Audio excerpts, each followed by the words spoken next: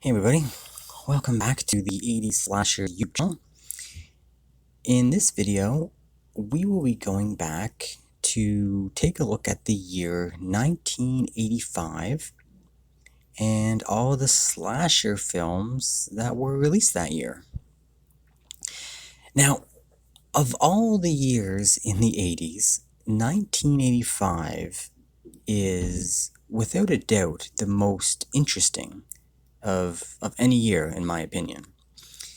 This is mainly due to the fact that in terms of just the sheer number of films released, 1985 is sort of an anomaly compared to every other year in the 80s. In years past, we saw, average, 14 to 15 slasher films released per year, with some years releasing, as many as, 20, 21, 22, 23 films that year. However, in 1985, there was only a total of 6 slasher films released. A far cry from, the peaks of, 1981. Now, it is... And it's not like this year was, the beginning of the decline of the slasher film. Far from it, actually. In subsequent years, we will get, the number of slashers released, to match those highs of 1981 and 1982. With some of the, those numbers once again, reaching, the low 20s, 20, 21, 22 films per year. So, if we got, a large number of slashers released between the years, 1980 and 1984 on average, and then also, a pretty large number released between the years of 1986 to 1989. So, what exactly happened in 1985 to cause it to be, like I said, just such an anomaly within the entire decade? Well, if you watched my previous video in this series, 1984, the year in slashers, you will already be familiar with my theory that the release and controversy surrounding the film Silent Night, Deadly Night is directly responsible for, the dismal year in slashers that was 1985. So basically in November of 1984, the film Silent Night, Deadly Night was released, and during its release window, there was a TV spot that was playing, obviously on TV. And this was shown during commercial breaks for shows such as Three's Company and shows such as Little House on the Prairie. Now, because this was happening, parents were outraged at this, and children who were, watching these TV shows got extremely upset, because they were seeing images of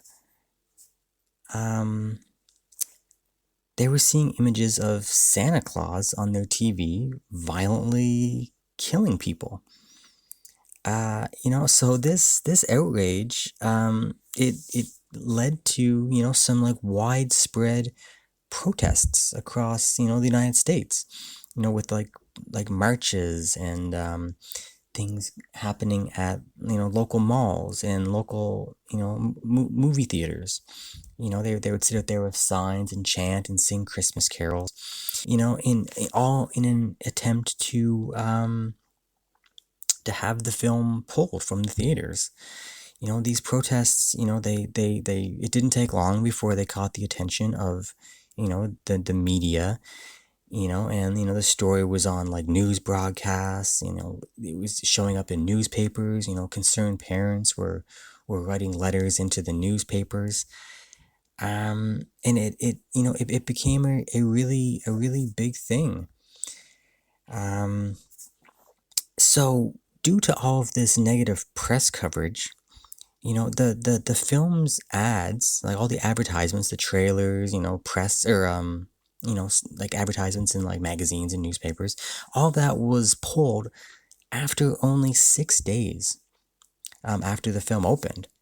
And the film itself was eventually pulled from the cinemas after only a 10-day run. So, this controversy and this outrage, it worked. It basically shut the film down.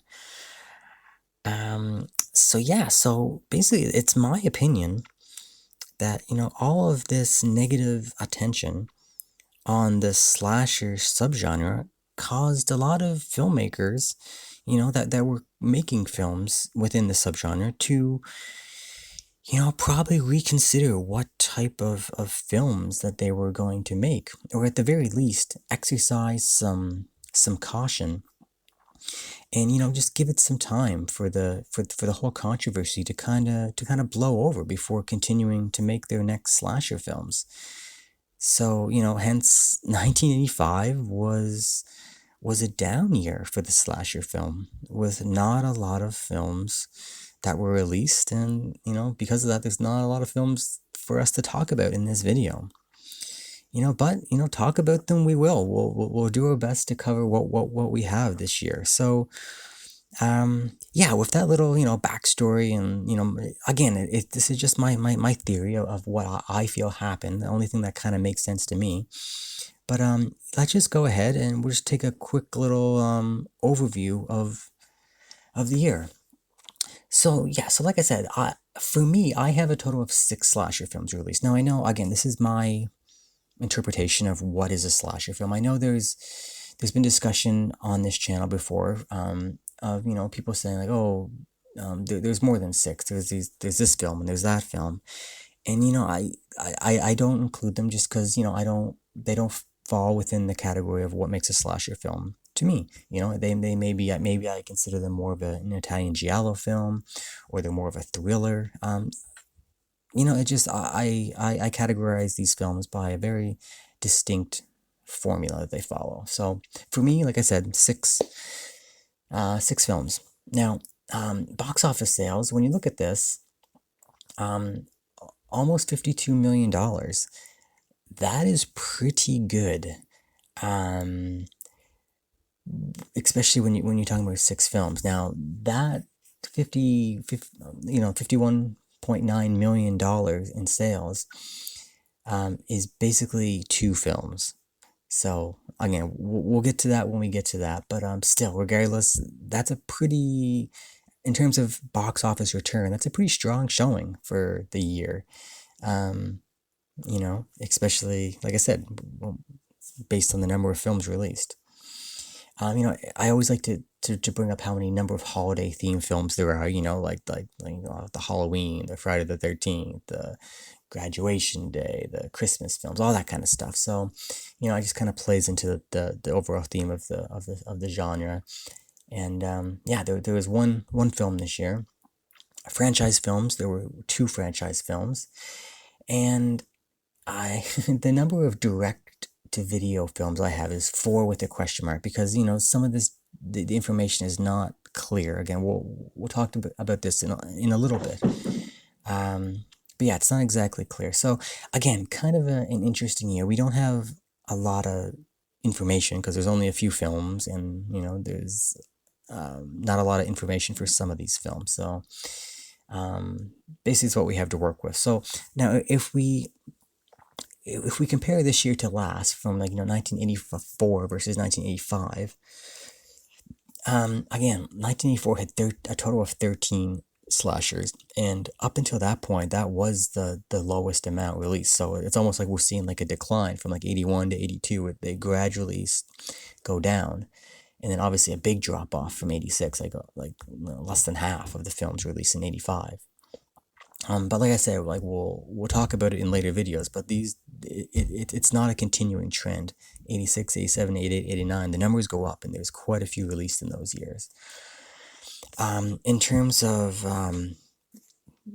box office sales, like I said, like 1984 had just over $61 million and 1985 had 51, so pretty close. And, you know, again, the 61 million isn't representative of all 13 films. I believe it was only like 4 or 5 films, but it was like double the amount of films. And, basically 2 films in 1985 almost reached the same number. So, in terms of people's appetites for these films, it seems like the appetite never really went away. People still wanted to consume them if they had access to them, which basically there may have only been those 2 films in the theater that they had access to. So, again, holiday films, 84 had 3 of them, which was a pretty solid year for those. Just the one in 85, and franchise films stayed the same.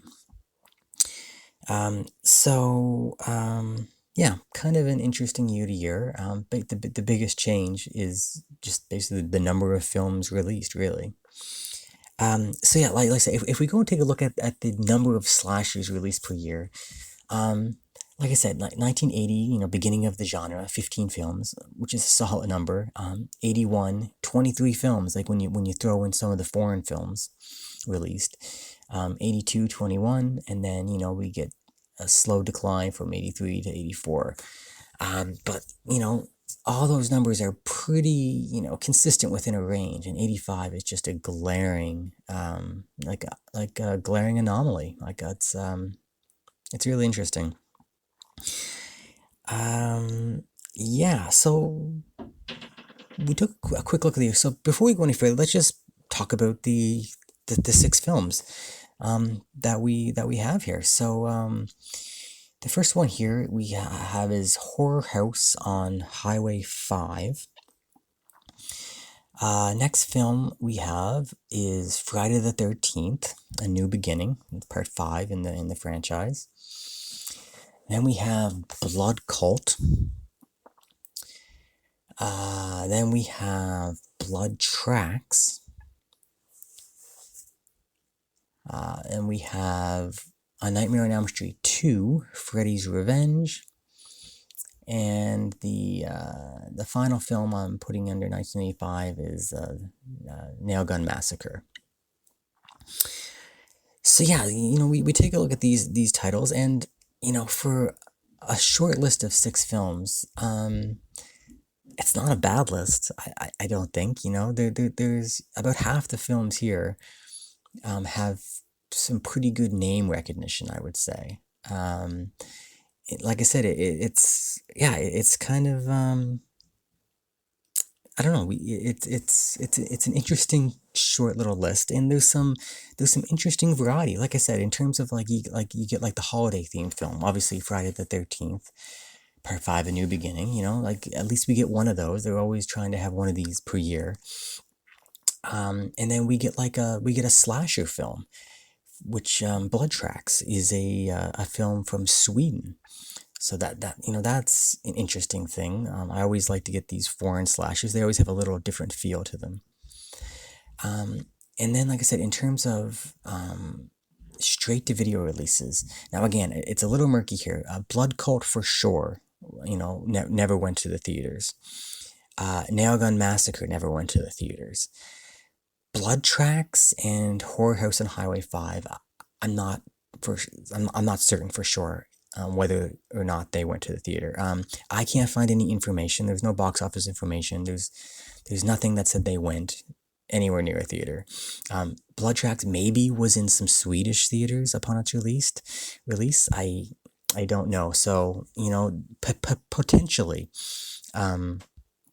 We could have 4 of the 6, not getting a theatrical release.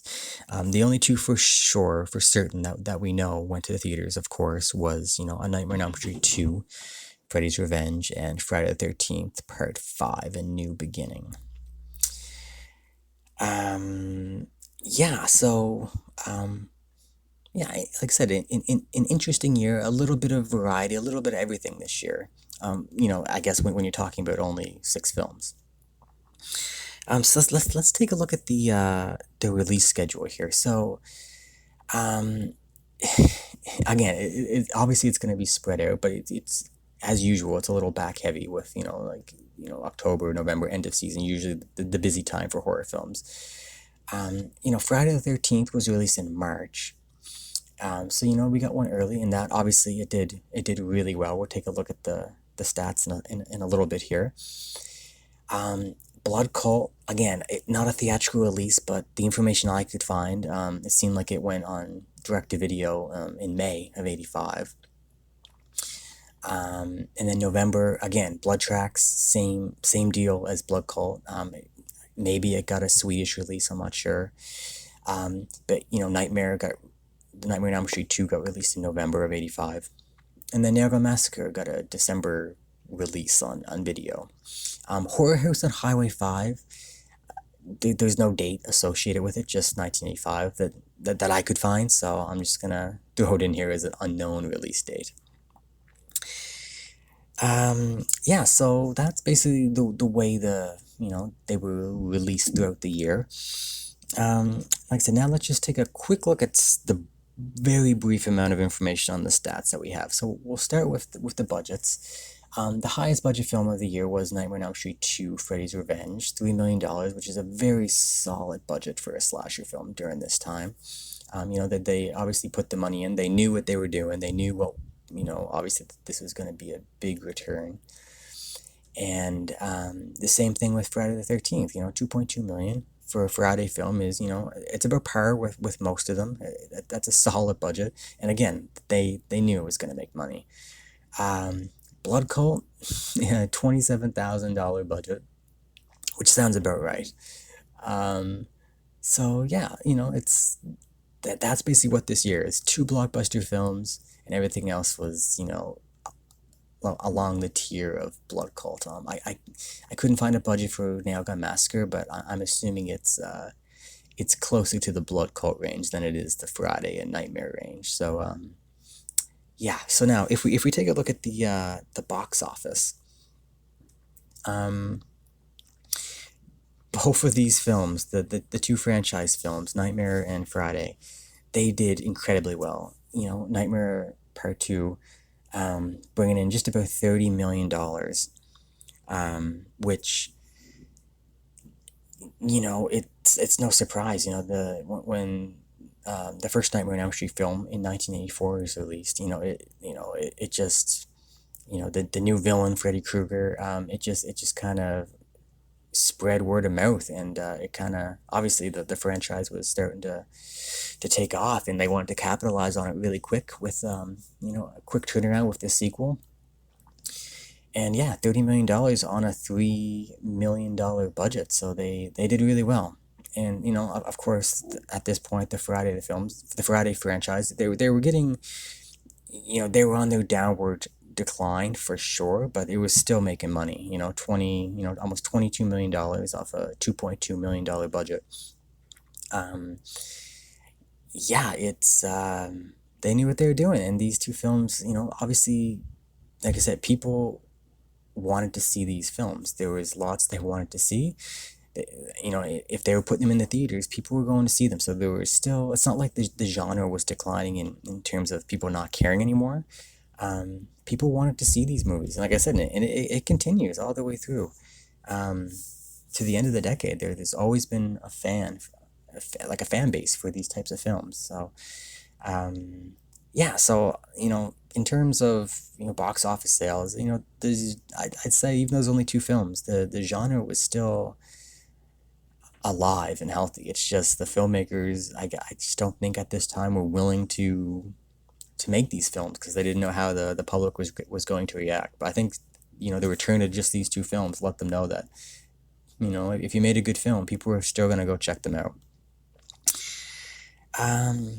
All right, so yeah, so that's about it for all like the stats and the backstory. So let's just wrap this up with some final thoughts on the year itself. So, up until this point in the decade, we have seen the 80s slasher film, begin its craze. Then it reaches its absolute peak in 1981, followed by a short decline, probably due to, just oversaturation in the market from 81 to 82. But the genre kind of picked back up again, 83, 84, and started to achieve, some pretty good success in those years. Um, that almost kind of rivaled the highs of 81. Not quite, but 84, it was doing pretty well. And then, the controversy surrounding Silent Night, Deadly Night hit at the end of 1984. And like I said, it was due to this, in my opinion, that led to the anomaly that was 1985. With only the 6 films released, it's really difficult to not view this as the weakest year in the entire subgenre. Now, luckily for this year, there was 2 franchise films released that it really saved 1985 from being a complete wasteland for the slasher film. If it wasn't for these 2 films, there wouldn't be much to talk about. Just basically direct to DVD, really, really low budget types of films. So yeah, it seemed that even though most of the films released this year, like I said, were low budget or direct to video or foreign films, they were having a Friday film and a Nightmare film released. It really was enough to keep the genre relevant. To help it survive until 1986. When there was a clear bounce back within the genre. In fact, the genre over the remaining years in the 80s really did have an impressive output in the number of slasher films. Now, the types of slashers and the quality of these films is, what we will be discussing in the future videos, but the output was there. It just, some of the stylings and the quality, obviously at this point it is changing.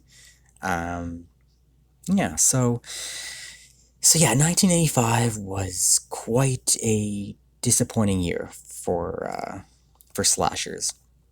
Like I said, if it wasn't for a couple of the big films, it would be almost forgettable.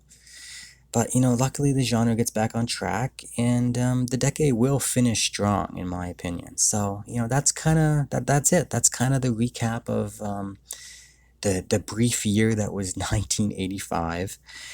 Now, due to the fact that I only have 6 films on here, usually I do a follow-up video, ranking my top 5 films of the year. I'm not gonna do that for 1985. Basically I'd be re-talking about these 6 films and leaving one off. So, to sum it up, basically, my favorite film of the year clearly is Friday the 13th, Part 5, A New Beginning, followed by A Nightmare on Elm Street, Part 2, Freddy's Revenge. And I like Gun Massacre. It's kind of a funny, low budget. It's one of those cheesy, so bad it's good films. But yeah, that's basically it for 1985. So if you haven't seen all these videos in this series, I'll leave a link below in the description, but I'll also put a link at the end of this video with the playlist for all of the the year in slashers videos, and I'll also leave a link at the end of the video for a playlist for all of my top 5 videos for 1980 through 84. So if you're interested in any of that. So yeah, guys, that's it. So stay tuned. 1986 will be coming up next. So yeah, stay tuned for that. And until next time. All right. See ya.